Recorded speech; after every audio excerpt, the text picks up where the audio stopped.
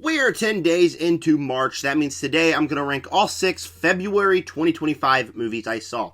Now, February for me, I thought was a really good month. I thought that there were so many good movies. We'll talk about them here. But I have reviews for most of the movies. I have reviews for Heart Eyes, Love Hurts, Captain America, and The Monkey, and every other, and The Gorge. I have reviews for The Gorge. So I'm not going to spend too much time talking about these movies because I do have full reviews on the channel. If you want to know more in-depth thoughts, go check out those videos. But yeah, it was a great month for movies. I thought my top 3 were really, really good movies. So this is going to be my ranking. Before I get into it, what is your ranking? Tell me down below, comment section. And while you're down there, subscribe and hit the like button and hit the bell so you never miss another ranking like this one. Number 6 is going to be The Monkey. This was on my most anticipated movies list of the year. I was really looking forward to this film. I thought it looked great. The humor in the trailers looked really funny. The kills looked great. The cast looked awesome. And heading into the movie, or watching the movie, I found this one to be a pretty big disappointment. Mainly because the story and the script is not that strong. Now, when you get to the kills and all that, it's great. The kills make me want to give this one a positive score because you get so many cool kills, people getting absolutely murdered and just violent and gruesome ways, bodies exploding, heads popping off, blood everywhere. And as a horror freak, I absolutely love movies like that, and the movie did capitalize on that. The cast is good. Theo James is really good in this movie, but another big standout to me was Tatiana Maslany. She was really good in here. The humor, there are some solid jokes in here. Nothing that made me die laughing in the theater. Actually, there was 2 jokes that made me die laughing in the theater, but besides that, nothing that really stood out humor-wise. But it was still good. The humor still worked. The problem for me is the story, and the story that they decided to take here, where it just is so weird, so odd, and just clearly not the right direction to go. As we head into the third act, the plot that they decide to tackle doesn't make sense. It doesn't work for me. I was scratching my head like, why are we going in this direction? Why is this the direction that we were heading into in this movie? And it just felt really weird, really out of place, and really dumbed down a movie that could have been pretty cool because the plot is just not compelling and it takes a weird direction. And I just could not believe that that was the direction that we were heading at in this movie. And so just with stuff like that scattered throughout the entire movie, this was just one that the story really affected what could have been a really good movie. And while the kills are the main thing that stay in my head, I really enjoyed this movie because of the kills. I didn't necessarily think it was all that of a great movie. Number 5, Captain America, Brave New World. Now, like I said, I got a full review out on the channel. I also have a ranking of the Captain America movies. You can check that out on the channel. I'll try to put it up here somewhere. But the movie was fine. It was a fine, generic MCU movie. I kind of halfway expected it to be something like Ant-Man and the Wasp: Quantumania, which is one of my least favorite MCU movies. Actually, probably my least favorite MCU movie. I think that movie is absolute garbage. And I could totally see a world where this is like this. But I could also totally see a world where this movie's better. For starters, it has an intriguing plot. It's kind of a sequel to The Incredible Hulk. The action sequences are fine. I like the cast here. Red Hulk fight in the end was cool. But the best thing I can say about this movie is that it was a watchable movie. It doesn't do anything that really wows me, but it doesn't do anything that just made me like, oh, why am I watching this movie? Oh, this movie's horrible. It doesn't do anything like that. But then again, it doesn't do anything to impress me. It doesn't really do anything to impress me. And I could totally see a world where this is better. It's from the same writers of Falcon and the Winter Soldier. And if you have seen my Captain America ranking, you would know that Falcon and the Winter Soldier is absolutely terrible. I absolutely hate Falcon and the Winter Soldier. Even though when it first came out, I used to like it. But on the rewatch, it's absolutely bad. And it's from the same script writers of that. And the script is really what affected that movie. So I think if you got a better script writer, had a better script for the movie, Captain America Brave New World had potential to be awesome. Instead, you got the same script writers, you have the characters telling us instead of the story actually showing us. You have so many plot inconsistencies, so many things that don't make sense in this movie. So the script kind of weakens the movie. Just like The Monkey, there is a good movie hidden within the script. Even though I do think this one's more watchable than The Monkey, and it does better things than The Monkey did.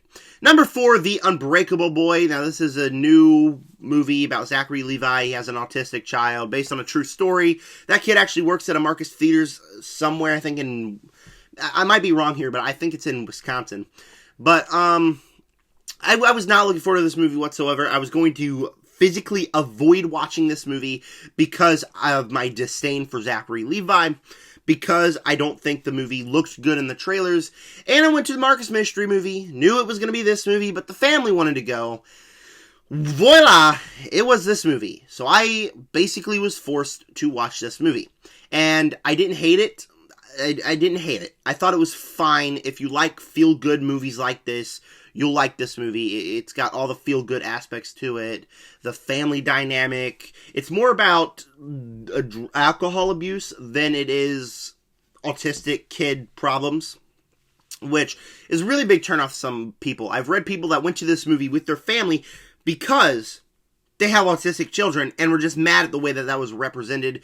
Obviously, my family doesn't have any autistic friends or any autistic people in our family. I do have friends that are autistic, but they don't act like this whatsoever, but it doesn't really do anything that offends me. I just think it's a fine, feel-good movie. Zachary Levi, 100%, distracts me from the movie. Every time he's crying or even an emotional scene, I just don't feel any emotions because I just don't feel he's a good actor whatsoever. And some stuff he says on Twitter just doesn't work for me. But the movie's fine. It's got the feel-good aspect. It is fine. I feel like if you are a family that doesn't have personal ties to the nature of the film, I think you're going to enjoy it enough. I think it's going to be fine. And for me, I didn't hate it. I hate that I have it this high because of my disdain for Zachary Levi. But I do have it this high at number 4. Also, the movie really felt like I had 5 or 6 endings. Like, character would give an ending monologue. The movie's not over yet. Character would give another ending monologue. The movie's still not over. Character would give more ending monologues, and you get it from then on out. And I know I've said a lot of problems about this movie. That's because this movie does have quite a bit of problems. But, like I said, it's a fine, feel-good movie. Number 3, we got The Gorge. This is the newest Scott Derrickson movie. I do like Scott Derrickson. I like Doctor Strange. I like The Black Phone. And I love Sinister. So I was very much looking forward to this movie. I thought it was good. It was a good movie. The main focus of this movie was definitely the romantic aspect of it. That's what the whole first half of the movie is. And you got people like Miles Teller and Anya Taylor-Joy to play these two characters, and they have great chemistry. They're two fantastic performers. There's a nice callback scene to The Queen's Gambit and then Whiplash, which is an amazing movie. So I like these two characters. I rooted for the romance. I thought it was good. The creature design I thought was unique. In fact, when we get to the back half of the film and we're just in the gorge shooting monsters, kind of wanted more of that. It felt like we only got about an hour long of the romance, about 30 minutes of the actual gorge stuff, and then the final 20 minutes about the corporate espionage stuff. I kind of wish we got more of the gorge stuff, if I'm being completely honest, because that stuff was really cool, and a lot of people complained that it wasn't as compelling. I thought it was compelling. I thought there were some nice twists there. The color dynamic, the way the film was shot while we were in the gorge, I think looks really good. Specifically, the creature design, like I said, they're not really creatures, they're like people, but it kind of had some nice lore there, and the unique visual storytelling of the film had some nice lore there, and I thought it really worked in that aspect. And then when we get the big twist of the corporate espionage stuff, I thought it really, really worked. So if we had a little bit more of that gorge stuff, I think it would reach peak here. But the romance, like I said, really was compelling. For a movie like this, it's very easy to lose me where the first hour of the movie is just romance stuff. And that, I think, is where it's at the most compelling because of the two leads we got here. And I thought the two leads, Miles Teller, Anya Taylor-Joy, were awesome. Great chemistry with each other, and had a romance to root for. Number 2, and this is coming at a shock to me about what was going to be my number 1. Number 2, I'm going with Heart Eyes. Now, I am a huge, huge horror fan. I love slasher movies. I love the Scream franchise. It's one of my favorite franchises. Also, what is going on with Scream 7? I don't know. Anyways, love that franchise. Love Halloween. Slashers, some of my favorite all-time movies of all time. I got to go to the press screening of this one, and I thought the movie was great. I really, really, really loved Heart Eyes. We have two great people here, Olivia Holt, Mason Gooding. Phenomenal chemistry, just like I said with The Gorge. They have a romance that we can root for here. The main focus of the film is about Hard Eyes hunting people that are couples, and they're not actually a couple, but you're following them become a couple throughout the entire movie, and they have great chemistry. They obviously, you're rooting for them, and that just adds something here to what was also a very cool slasher movie. You got the Hard Eyes killer who just has so much aura around him. I thought he was really, really cool. The costume, the way he moves, the way he kills people, thought was really cool. Speaking of that, the kills, pretty unique, pretty cool, gory, obviously, people getting body parts slashed off, stabbed, and, you know, the certain scene in the trailer where her head gets, like, poked through the thing, and you got a hole in her mouth. Cool stuff. Really cool stuff. Really cool kills here. And so the final act isn't perfect. The final act definitely has a little bit of problems, like the reveals, certain reveal as soon as a character was introduced. I was like, killer, yep, that's the killer. And I was right. So not the strongest reveals at the end of the movie, but it doesn't really take away from what I found to be a very fun and very unique Valentine's Day slasher. This is the kind of horror movie that I want more of. Holiday movies. I mean, you got Violent Night, which was Die Hard with Santa Claus. Not a horror movie, but still. You get this movie. Awesome stuff. I love unique holiday movies like this, and this one is another really good one. But number one, a very surprising number one for me, is Love Hurts. I was not looking forward to this movie at all. Critics don't like this movie. I loved it. I thought it was great. Very hard for me to decide if I liked Hard Eyes or this one more. I'm gonna pinch out this one because I think I had a better theater experience with this one, where my whole audience was clapping, laughing throughout the entire movie. I love Love Hurts. First off, the action sequences are great. It's got the martial art action sequences. I love action movies, so just seeing people get brutally beat up was awesome. Cast here is great. Ke Huy Quan is really good, as he is in everything. Obviously, we got Marshawn Lynch in here, who I thought was going to be the reason I didn't like this movie, but he was really funny in the movie. You got more layers to the story than usual, because you have all these characters going in for one certain thing.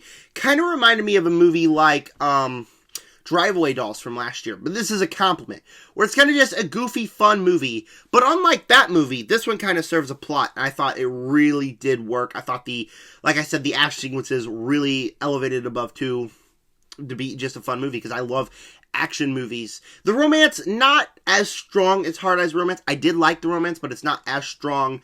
But that's like the only thing I didn't really enjoy. I really loved this movie. I thought all of the things, I thought the movie was particularly funny. I thought the action sequences are great, and the cast was really fun. And it's only an hour and 29 minutes. We don't get a movie this short anymore. And that's another thing that really worked for me, because it didn't feel like I was sitting in the theater for that long. It felt like I was sitting there for an hour. And it got through all the plot points that I wanted to get through. I really did enjoy Love Hurts. What is your guys' ranking of the February movies you saw? Tell me down below in the comment section. And while you're down there, make sure to subscribe.